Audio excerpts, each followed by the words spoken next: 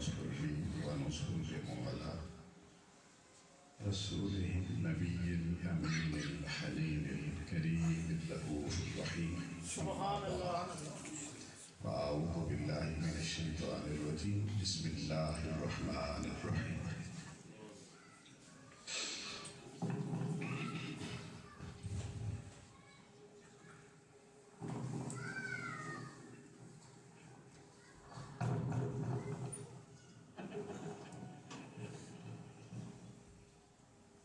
فسأكتبها للذين يتقون ويؤتون الزكاة والذين هم بآياتنا يؤمنون. صدق اللہ مولانا العظیم.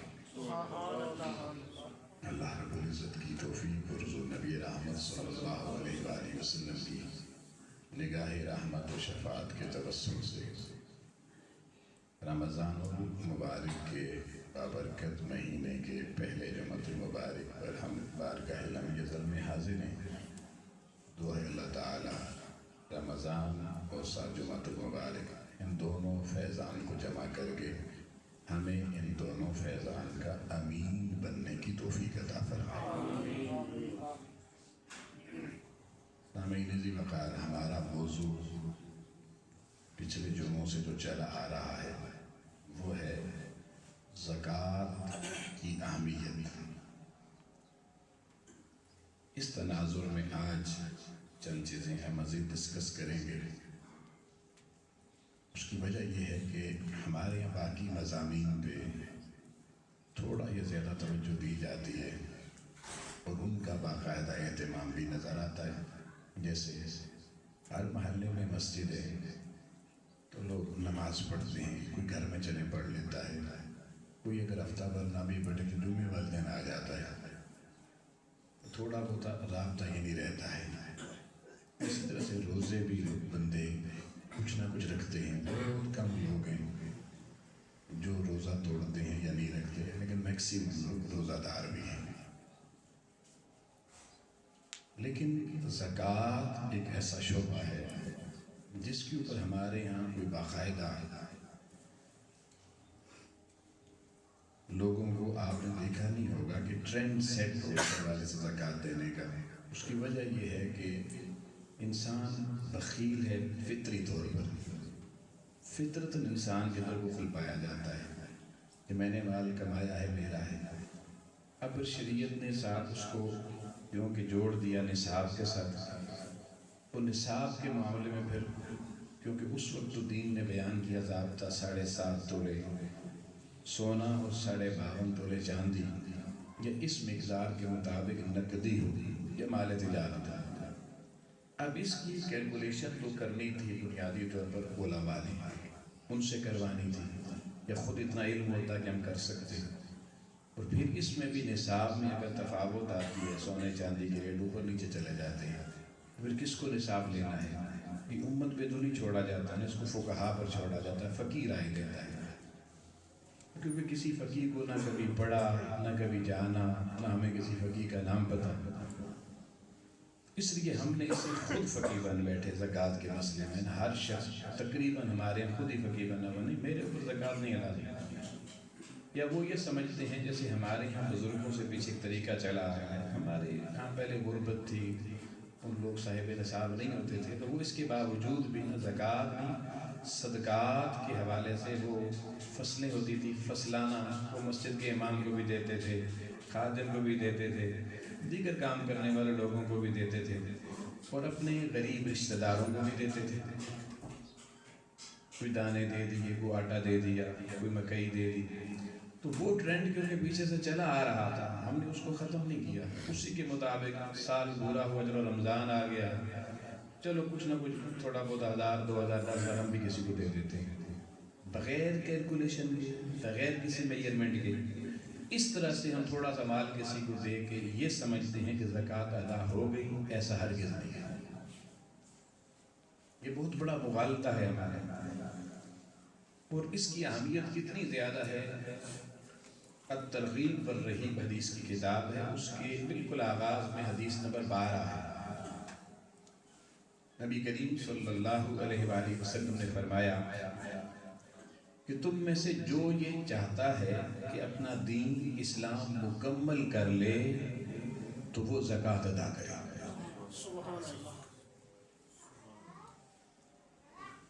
پھر یہی حدیث امام طبرانی نے اپنی معجم الکبیر کے اندر بھی نقل کی ہے.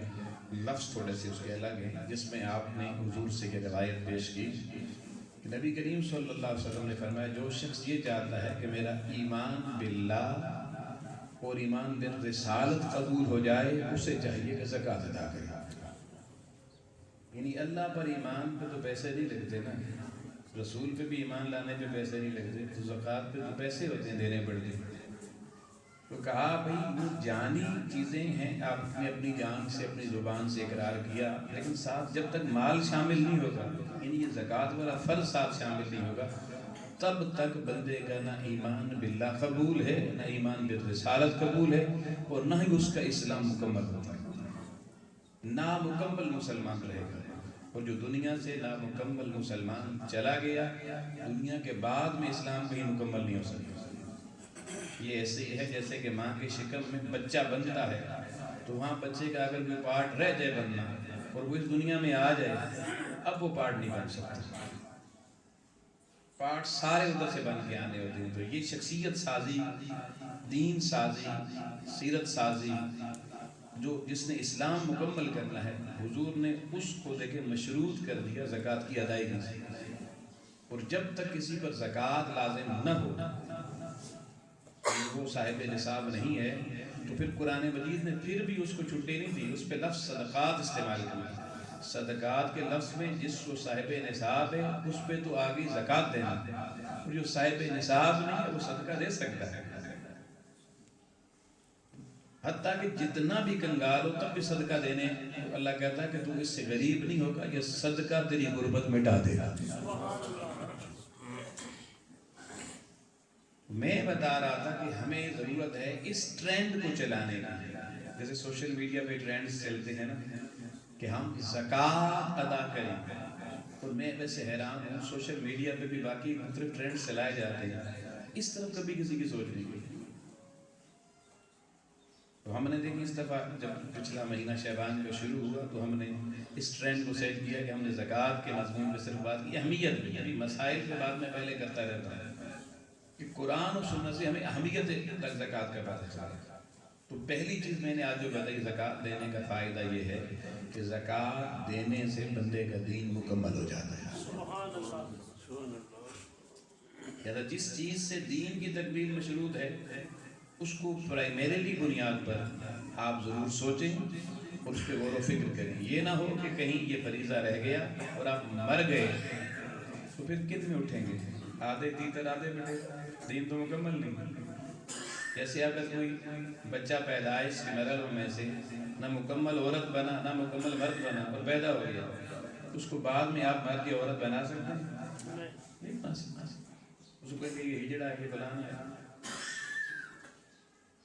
تو اسلام مکمل کرے گا. یہ پہلا پیغام ہے میرا اس رمضان المبارک کے پہلے جو ہے. اس کے بعد دوسرا جو پیغام ہے کہ جب اسلام مکمل ہو جاتا ہے تو آپ کو پتہ ہے پھر جس کا اسلام مکمل ہوتا ہے اس کے اوپر رحمت الہی کا پرنالہ کھل جاتا ہے. اور رحمت الہی کا پرنالہ جب کھلتا ہے تو وہ ہمارے ظاہر کو بھی پاک کر دیتا ہے، ہمارے باطن کو بھی صاف کر دیتا ہے. زکوٰۃ اس لیے کہتے ہیں کہ زکوٰۃ بنیادی طور پر آپ کی مال کی طہارت دیتی ہے، اور روزے کے حوالے سے یہ حدیث میں ہے کہ یہ آپ کے جسم کی زکوٰۃ ہے. لیکن حضور علیہ السلام کے امام طبرانی نے وہ فرمان بھی لکھے جس میں آقا علیہ السلام نے زکوٰۃ سے متعلق فرمایا کہ زکوٰۃ دینے والا جب زکوٰۃ دیتا ہے اس سے مال بھی پاک ہوتا ہے، اس کا باطن بھی پاک ہوتا ہے. اور پچھلے جمعے کو میں نے جو آیات پڑھی تھی سورہ توبہ کی، خذ من اموالہم صدقہ، ان کے مالوں میں سے اے میرے حبیب ان سے صدقات وصول کیجئے، تو طاہرہم، تاکہ ان کا مال بھی پاک ہو جائے، وتزکیہم بہا، اور اس سے ان کا تن بھی پاک ہو جائے، وصلی علیہم، اور پھر ان کے لیے آپ دعا کریں، ان صلاتک سکن لہم، تیری دعاؤں سے ہی ان کے من کو تسکین ملنے والی ہے. تو زکوٰۃ دونوں کام کرتی ہے، صرف جسم کو صاف نہیں کرتی، مال کو بھی صاف کر دیتی ہے۔ اب میں عرض کر رہا تھا دوسرا نقطہ آپ کے سامنے کہ اللہ کی رحمت بندے کو کب ڈھانپتی ہے، اور جب تک ہم رحمت الہی میں نہیں ڈھانپیں گے ہمیں شارع تقویٰ نصیب نہیں ہو سکتی، پرہیزگاری کی زندگی نصیب نہیں ہو سکتی، گناہوں سے حفاظت ممکن نہیں ہو سکتی۔ گناہوں سے رکنا ہی بنیادی طور پر پرہیزگاری ہے۔ اس سے پہلی شرط یہ ہے کہ آپ رحمت الہی کے سمندر میں ظاہراً باطناً نہانا دھونا شروع کر دیں۔ تو میں نے قرآن مجید سے پوچھا، اے اللہ کے قرآن بتا رحمت الہی میرے ظاہر کو بھی اور باطن کو بھی کیسے گھیر سکتی ہے؟ جب رحمت الہی گھیرے گی تو ہر زحمت ہٹ جائے گی، کیونکہ جب رحمت برستی ہے تو زحمتیں ہٹاتی ہے۔ تو آئیے یہ قرآن مجید کی سورہ اعراف ہے، سورہ نمبر 7 آیت نمبر 156 ہے۔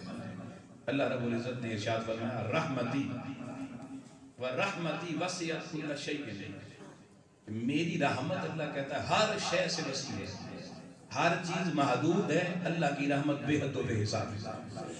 اتنی بڑی رحمت کا مالک کہتا ہے فَسَأَكْتُبُهَا، میں اپنی رحمت اس کے لیے لکھ دیتا ہوں، اس بندے کے لیے اللہ کہتا ہے میں لکھا کرتا ہوں کہ جا میری رحمت اس کو اپنی حصار میں لے لے اور اسے ہر زحمت سے بچا لے۔ فَسَأَكْتُبُهَا لِلَّذِينَ يَتَّقُونَ، ان لوگوں کے لیے لکھتا ہوں جو صاحبان تقویٰ، راہ تقویٰ کے مسافر بنتے ہیں، اور تقویٰ تب ملے گا جب فرمایا وَيُؤْتُونَ الزَّكَاةَ، جب اپنے مال کی زکوٰۃ ادا کرتے ہیں۔ اب دیکھیں اللہ تعالیٰ نے اپنی رحمت کا امین بننے کے لیے دو شرطیں رکھی، ایک تقویٰ کی رکھی اور دوسری زکوٰۃ ادا کرنے کی۔ فرمایا وَالَّذِينَ هُمْ بِآيَاتِنَا يُؤْمِنُونَ، فرمایا یہ جو آیت ہم نے اپنی نشانیوں پہ بھی بات کی ہے، اللہ کا قرآن کہتا ہے یہ جس کو ایمان کی تمنا ہوگی اسے اس کا فہم بھی نصیب ہے۔ اب اللہ تعالیٰ نے دیکھیں اپنی رحمت کو مشروط کیا زکوٰۃ کے ساتھ۔ اب جو شخص صاحب نصاب ہو کر زکوٰۃ نہیں دے گا وہ اللہ کی رحمت سے محروم رہے گا، اور اللہ کی رحمت سے محروم رہنے والا سب سے بڑا نجس اور پلید ہے۔ بہت سے لوگ ساری زندگی نہا کر بھی پلید رہتے ہیں، گوڑے گٹے دھو کر بھی پلیدی نہیں جاتی۔ اس کی وجہ کیا ہے؟ اور پلیدی نہ جائے تو برکت نہیں آتی، کہتے ہیں نا گھروں میں رحمتیں نہیں رہی، برکتیں نہیں رہی۔ اس کی وجہ کیا ہے کہ زکوٰۃ ادا نہیں کی جاتی۔ پہلی چیز تھی اسلام کا مکمل ہونا مشروط کیا گیا زکوٰۃ کے ساتھ اہل نصاب کے لیے۔ دوسری بات رحمت الہی کا امین بننے کے لیے اللہ کریم نے شرط آیت کی مشروط کیا کہ میری رحمت اسی کا دروازہ دیکھے گی، اسی کے من تک پہنچے گی جو پہلے اپنے مال سے زکوٰۃ ادا کرتا ہے۔ دو چیزیں ہو گئی۔ تیسری چیز اللہ کریم کی ذات نے قرآن مجید کی سورہ بقرہ کی ابتدا میں فرمایا الذین یؤمنون بالغیب ویقیمون الصلاۃ ویؤتون الزکاۃ ومما رزقناہم ینفقون۔ یہ رزقناہم ینفقون کو مفسرین کرام نے زکوٰۃ سے تعبیر کیا ہے اگر صاحب نصاب ہے، اور صاحب نصاب نہیں ہے تو یہ صدقات میں جائے گی، انفاق میں جائے گی۔ اب اللہ تعالیٰ نے یہ شرطیں جو رکھی ہیں یہ کس کے لیے رکھی ہیں؟ ہدی للمتقین سے مضمون شروع کیا کہ متقین کے لیے ہدایت کے اسباب شروع ہو جاتے ہیں۔ جو شخص جتنا تقوی اختیار کرتا چلا جاتا ہے اتنا اللہ کی ہدایت کا امین بنتا چلا جاتا ہے۔ رحمت ملنے کے بعد اگلی چیز ہے اللہ سے ہدایت وصول کرنا۔ ہدایت وہ سبق ہے انسانیت کے لیے جو ایمان کی معراج کی طرف سے لے کے جاتا ہے، اور اللہ فرماتا ہے اس کے لیے ایمان بالغیب کے بعد آپ نے نماز ادا کرنی ہے، اور نماز کی ادائیگی کے ساتھ اہتماماً اپنی زکوٰۃ کی ادائیگی لازم کرنی ہے۔ کیوں؟ اگر ایمان بالغیب کے ساتھ نماز اور زکوٰۃ یہ دونوں شرطیں پوری ہو جائیں گی تو ہدی للمتقین، اللہ تمہیں تقویٰ کا تاج بھی عطا فرمائے گا، اور اس تقویٰ کے تاج کے ساتھ اپنی ہدایت کی انوارات سے بھی مالا مال فرمائے گا۔ تو آپ دیکھیں ایمان کی تکمیل پھر رحمت الہی کا امین بننا، اور پھر تیسری چیز اللہ سے حصول تقوی کے لیے مشروط ہیں تینوں چیزیں زکوٰۃ کی ادائیگی کے ساتھ۔ اب ایک بندہ کہ میں نے ایمان بالغیب بھی لے آیا اللہ اور رسول پر، اور میں نماز بھی پڑھتا ہوں، تو میں متقی ہوں، دیکھا جائے گا کہ مالدار ہے تو زکوٰۃ دیتا ہے یا نہیں، اگر نہیں دیتا نمازیں پڑھ کر بھی تقویٰ نہیں ملا، ایمان بالغیب لا کر بھی تقویٰ نہیں ملا، محروم رہا، کیونکہ یہ قرآن مجید کی ڈیسیژن ہے۔ تین چیزیں ہو گئی۔ اب چوتھی چیز، جب انسان کو ایمان بھی صحیح مل گیا، جب رحمت الہی نے بھی اسے گھیرا ڈال دیا، جب وہ پیکر تقوی اور ہدایت بھی بن گیا، تو اب اس کے بعد ان شرائط کا حامل شخص اس کے لیے اللہ تعالیٰ کی بارگاہ سے نجات، اخروی نجات اور فلاح کا دروازہ کھلتا ہے۔ تو اللہ کا قرآن سورۃ المؤمنون 23 نمبر سورہ اور پہلی آیت سے مضمون شروع کرتا ہے۔ اللہ فرماتا ہے قد افلح المؤمنون الذین هم فی صلاتهم خاشعون والذین هم عن اللغو معرضون اور والذین هم للزکاة فاعلون۔ اب فرمایا میری فلاح کا دروازہ، میری نجات کا دروازہ کس بندے کے لیے کھلے گا؟ فرمایا اس کے لیے شرط پہلی ہے کہ ایمان ہو۔ مولا ایمان ہے اور شرط بتا۔ اس نے کہا نماز صرف نہیں چاہیے، خشیت والی نماز چاہیے، وہ خشیت والی نماز جو تجھے دنیا کے بازاروں سے نہیں مولا کے بازاروں سے جوڑے۔ پھر فرمایا والذین هم عن اللغو معرضون، پھر تیری زندگی سے تمہیں لغویات نکالنی ہوگی، گالی گلوچ نکالنی ہوگی، تمہیں بے حیائی نکالنی ہوگی۔ مولا یہ بھی کر لی، اب بتا۔ اس نے فرمایا ایک شرط اور بھی ہے۔ مولا وہ کیا ہے؟ فرمایا والذین للزکاة فاعلین، تو زکوٰۃ کا فاعل بن۔ اب یہ لفظ بڑا خاص ہے، کیا نماز کا فاعل نہیں بننا تھا؟ کیا لغویات چھوڑنے کا فاعل نہیں بننا تھا؟ مگر زکوٰۃ کے لیے فاعل کا لفظ اس لیے استعمال کیا کہ باقی چیزیں بندہ سوچ لے گا، زکوٰۃ کے معاملے میں دخل آڑے آ جائے گا۔ فرمایا ہم تمہیں فاعل زکوٰۃ دیکھنا چاہتے ہیں کہ تیری نظر اس پہ نہ ہو کہ کسی کا مال مجھے ملے، تیری نظر اس پر ہو کہ میرے مال کو کس کس تک پہنچانا۔ تیرا مال جب غریبوں تک پہنچے گا، دکھیاروں تک پہنچے گا، اس سے قد افلح المؤمنون۔ اگر تو ایمان والا ہوا تو اللہ تیری نجات اور تیری بخشش اور شفاعت کا دروازہ کھول رہا ہے۔ تو دیکھیں ایمان سے لے کر اخروی نجات تک یہ 4 مرحلے میں نے آپ کے سامنے بیان کیا۔ ہر ایک میں زکوٰۃ لازمی ہے۔ کسی ایک مرحلے میں بھی اللہ نے ایسا نہیں بیان کیا کہ زکوٰۃ کے بغیر آپ پاک کریں۔ اب آباد گرامی جب یہ 4 چیزیں انسان کو زندگی میں نصیب ہو جائیں اور اللہ کرے سب کو نصیب ہو جائیں، اس کے بعد پھر کتنی بڑی اللہ کی عطا کا دروازہ کھلتا ہے۔ میرے سامنے سورہ حج ہے قرآن مجید کی، سورہ نمبر 22 ہے اور اس کی آیت نمبر 40 اور 41۔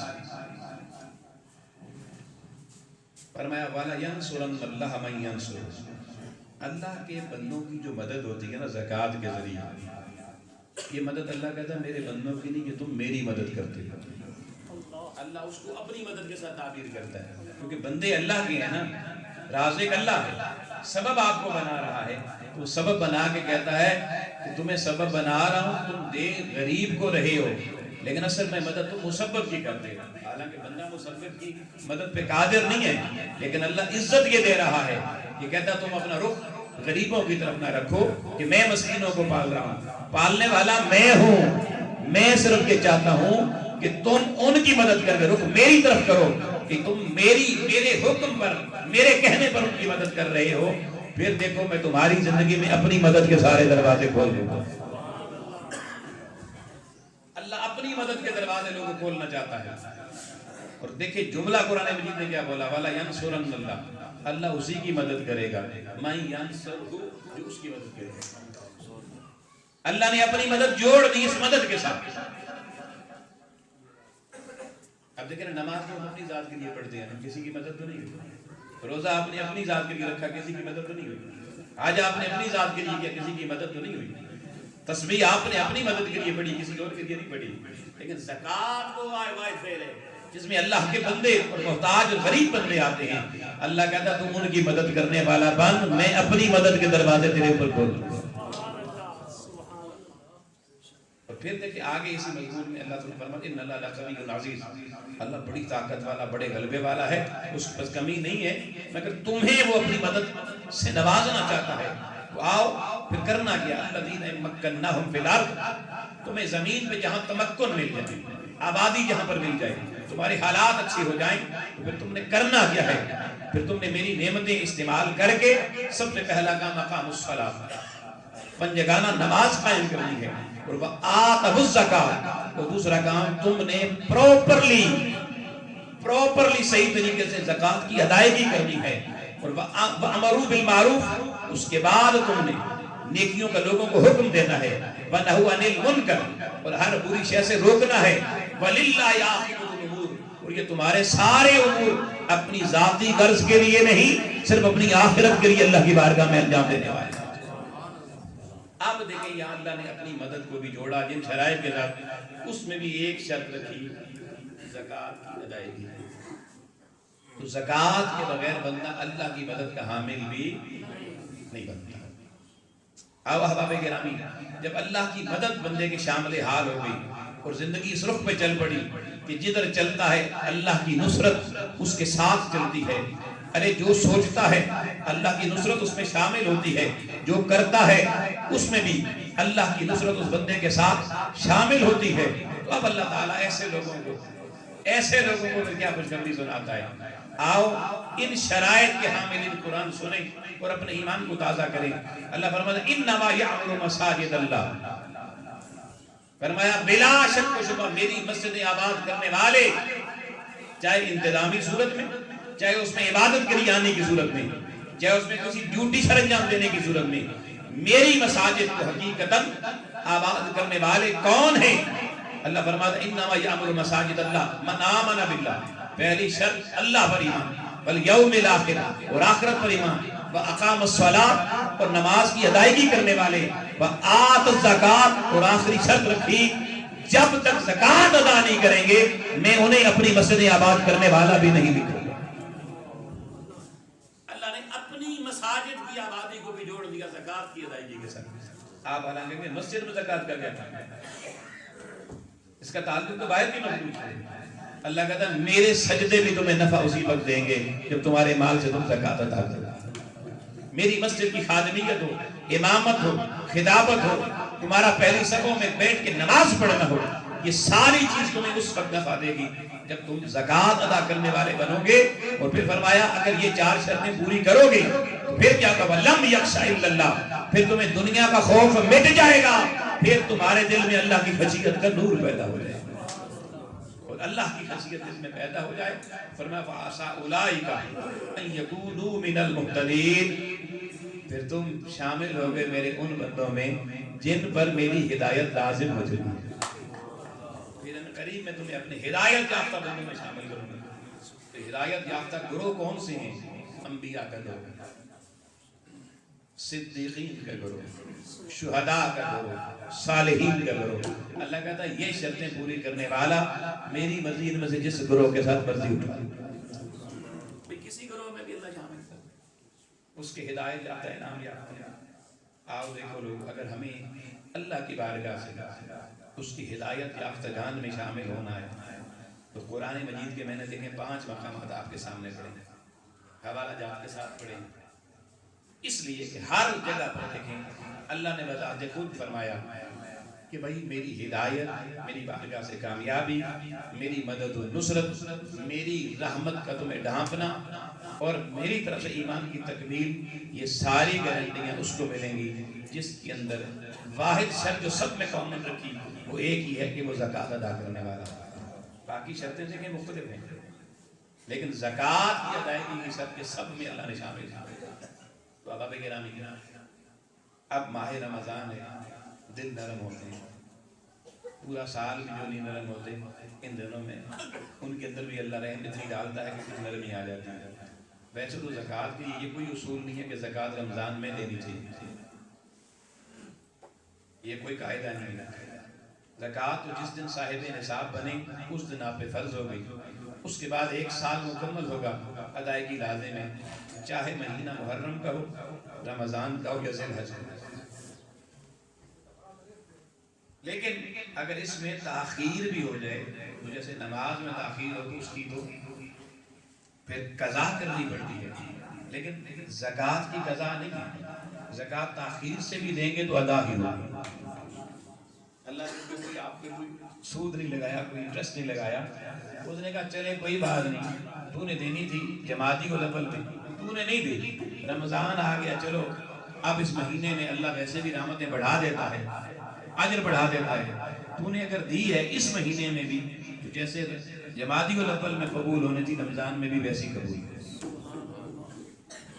میں یہ نہیں کہتا کہ رمضان میں نہ دینا، لیکن یہ اصول اور قاعدہ بھائی درست نہیں ہے۔ لیکن آج سے میری گزارش آپ کی خدمت میں یہ ہے، گھر جائیے آرام سے بیٹھیے، آپ کی گھر والیاں ہیں سونے رکھ کے بیٹھی ہوئی اور کہتے ہیں یہ 7.5 تولے بھی نہیں ہوا، اس لیے ہم پر تو زکوٰۃ نہیں بنتی۔ تو میں ایک اصول صرف یہاں جاتے ہوئے بتا دوں، اگر 4 چیزیں نصاب میں ہیں، سونا، چاندی، نقدی، مال تجارت، مرد ہے یا خاتون، اگر اس کے پاس باقی کوئی کرنسی نہیں ہے، نہ نقدی ہے جمع شدہ نقدی جو 1 سال اس کے اکاؤنٹ میں پڑی رہی، ایسی کوئی نقدی نہیں ہے، کوئی مال تجارت نہیں ہے جس سے وہ سال بھر سے تجارت کر رہا ہے، وہ مال تجارت بھی نہیں ہے اس کے پاس، اور اس کے پاس چاندی بھی نہیں ہے، یہ نہیں، یہ تینوں جو نصاب ہیں ان میں سے کسی ایک کا بھی حامل وہ مطلقاً نہیں ہے، صرف سونا ہے، تو آئمہ نے اب اس کو گنجائش دی ہے کہ اگر وہ 5 تولے بھی وہ زکوٰۃ نہ دے مجھے نہیں، اب 7.5 تولے ہوگا تو زکوٰۃ دینی پڑے گی۔ مجھ سے ایک بندہ پوچھ رہا تھا جی 7.5 تولے ہی ہو پھر تو زکوٰۃ نہیں بنے گی نا، کیونکہ اتنوں پر تو نہیں ہے، اس سے زیادہ ہوگی اس پر زکوٰۃ دینی پڑے گی۔ میں نے کہا نہیں، جب آپ کے 7.5 تولے ہو جائیں گے ان پر بھی آپ کو ضرب 2.5 کر کے آپ کو زکوٰۃ دینی پڑے گی۔ 10 تولے ہوں گے تو یہ نہیں کہ 2.5 تولے پہ دیں گے، 10 پہ نہیں دیں گے، 10 کے 10 پورے پہ دیں گے، زکوٰۃ پورے پہ دینی ہے۔ لیکن اگر کسی کے پاس صرف 1 تولہ سونا ہے لیکن اس کے پاس اس کے بینک اکاؤنٹ میں لاکھ روپے، 50,000 روپے، 20,000 روپے، 30,000 سال بھر سے پڑا ہوا، مال تجارت میں چھوٹی سی دکان اس میں 1,00,000 1.5 لاکھ کا پڑا ہوا، چاندی کی کچھ چیزیں پڑی ہوئی، اب آئمہ فقہاء نے یہ کہا ہے کہ اب آپ نصاب میں یہ دیکھیں گے کہ غریب کو حق جلدی کیسے مل سکتا ہے۔ اب اگر آپ سونا 7.5 تولے پورا کریں گے تو اس کے تو آج کے دور میں 35-40 لاکھ روپے چاہیے، غریب تو دیکھتا رہے گا، اس کے گھر کا چولہا تو نہیں جلے گا۔ اب نصاب چاندی بنے گا، اور چاندی کی قیمت کیونکہ مالیت کم ہے، ابھی بھی 10-12 ہزار روپے تولہ ہوگی شاید، ان دنوں میں اونچ نیچ ہو رہی، تو 52.5 تولے چاندی ہمارے پاکستان کے مفتیان کرام نے متفقہ طور پہ دبا 5,06,000 کا اس کا نصاب مقرر کیا، 5,06,000 روپیہ۔ آپ کے سونے کی قیمت بھی ڈالیں، چاندی کی بھی ڈالیں، نقدی بھی ڈالیں، مال تجارت بھی ڈالیں، یا جو جو چیزیں ان میں سے ہیں، اگر 5,06,000 سے زیادہ آپ کے پاس مالیت کی چیزیں موجود ہیں تو آپ صاحب زکوٰۃ ہیں، آپ نے زکوٰۃ دینی ہے۔ اور یہ نہیں کہ اس سے اوپر جو رقم اس پہ زکوٰۃ دینی ہے، آپ اس ساری رقم پہ زکوٰۃ دینی ہے۔ 5,06,000 روپے بھی ہو تو 12,500 سے زیادہ زکوٰۃ بن لیجیے گا۔ اللہ نے دیکھیں آپ سے آدھا نہیں مانگا، 40% نہیں مانگا، 30% نہیں مانگا، 20% نہیں مانگا، جسٹ 2.5% مانگا۔ اس پہ بھی اگر ہم بخیلی کا مظاہرہ کریں تو پھر ہمارا تعلق ایمان کی باتوں سے تو نہ ہوا، اللہ کے فرامین سے تو نہ ہوا۔ تو اب آپ گرامی آج گھر اجڑتے چلے جا رہے ہیں، بستیاں سچی باتیں اندر سے ویران ہو چکی، ہم کھوکھلے ہو گئے اپنے من کے حساب سے، تلاوتیں، ذکر، اذکار، تسبیحات کر کے بھی کچھ چاشنی نہیں ہے۔ وجہ ہلاوت نہ ہونے کی صرف یہ ہے کہ ایمان کی شرائط میں زکوٰۃ کے معاملے میں ہم پیچھے ہٹے ہوئے ہیں، اور اگر کوئی دیتا بھی ہے تو کیلکولیشن ٹھیک نہیں کرتا۔ تو یہ میں پہلے بھی کئی دفعہ بتا چکا ہوں، اگر ایک بندے کی زکوٰۃ جو کچھ اللہ نے اس کو دیا ہوا ہے، لیٹ اس کو 1 لاکھ روپے بنتی ہے، اور وہ 80,000 روپے دیتا، 20,000 نہیں دیتا، تو مجھے نماز کی 2 رکعتیں بھی جمعے کی پڑھنی ہیں، آپ نے 1 رکعت پڑھ لیتے ہیں، 50% تو ہو ہی جائے گی، تو بابا آپ آخری رکعت کی اتحیات چھوڑ دیں، صرف یہ کہیں کہ 90% ہوگی، نہیں 1% بھی نہیں ہوگی۔ روزہ آپ نے رکھا ہے، آپ صبح سحری میں رکھتے ہیں، آپ افطاری سے 10 منٹ پہلے افطار کر دیں، 99% ہو جائے گا، پورا ایگزیکٹ ٹائم تھا۔ تو زکوٰۃ بھی جب تک پوری ایگزیکٹ نہیں ہوگی اس کی ادائیگی بھی قابل قبول نہیں ہوگی۔ آپ کو دیکھیں نا، کسی کو آپ نے 1 لاکھ روپے ادھار دیا تو واپس وہ آپ کو 99,000 دے تو آپ کے چہرے پہ جھرجھری پڑ جاتی ہے، یار میں نے تو لاکھ دیا۔ اپنی چیز تو پوری کرتے ہیں، اللہ کی بارگاہ میں دیں گے تو تھوڑی دیتے ہیں، کیوں؟ مزہ تو تب ہے کہ اللہ کی بارگاہ میں زیادہ بھی دے دو تو وہ بہت سود مند ہے۔ اللہ کی بارگاہ میں زیادہ دو گے، اللہ کہتا ہے میں بڑھا کے اس سے کئی گنا زیادہ کر کے واپس لاؤں گا۔ یہاں لاس نہیں ہے، دنیا کی تجارتوں میں لاس ہے، سب کچھ ہم کرتے ہیں۔ اللہ کے ساتھ تجارت کا نام زکوٰۃ ہے۔ اللہ کے ساتھ تجارت کا نام کیا ہے؟ آپ سوچیں یہ تجارت اب کتنی کرتے ہیں، اور اللہ تعالیٰ آپ میں سے ہر ایک کو اس بازار کا تاجر بنانا چاہتا ہے۔ اللہ تعالیٰ ہمیں اپنے بازار تجارت کا حقیقی تاجر بننے کی توفیق عطا فرمائے۔ سمجھ نہیں آتی جی، معاشرہ سارا شیطانیت کا گڑھ بن چکا ہے، بھول چک ہو جاتی ہے، تو وہ بھول چک کبھی رمضان جنا دروازہ بند، کیونکہ اللہ تعالیٰ نے شیطان کو سفیدت الشیطان، اس نے کہا کوئی بات نہیں کہ تمہیں کاٹتا ہے، تمہیں بہلاتا ہے، میں اس کو باندھ دیتا ہوں، اب دیکھتا ہوں یہ تو بندہ ہوا ہو تم کیا کر رہے ہو۔ اس لیے اپنے آپ کو چیک کریں، گھروں میں جائیں، اس پہ غور و فکر کریں۔ اللہ کی بارگاہ میں دعا مالک مولا ہمیں اپنے مال کی زکوٰۃ کی ادائیگی کی صحیح معنوں میں توفیق عطا فرمائے، اور پھر رمضان کے روزوں کا حقیقی اجر لینے کی، حامل بننے کی بھی توفیق عطا فرمائے۔ وآخر دعوانا الحمدللہ۔